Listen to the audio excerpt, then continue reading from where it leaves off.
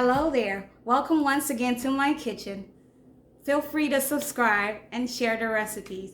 Today I'm going to be making zobo, also known as bissap, also known as sobolo, known as jamaica in Spanish, sorrel in Jamaica. Enjoy the recipe. Don't forget to subscribe. So for our recipe today, we're going to need some sorrel leaves, hibiscus leaves. We're going to need these leaves. Sugar, some mint leaves, some vanilla, some lemon,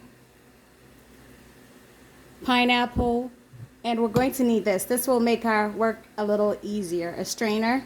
So as the water starts to boil, you just put your strainer in there like so. And then you put in your sorrel leaves.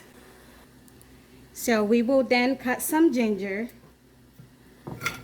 And this is like organic ginger. Put a little bit in there. And then some lemon.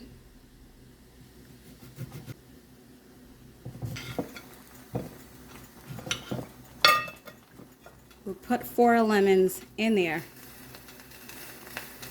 We're just going to use the skin. We'll save the pineapple for another recipe later.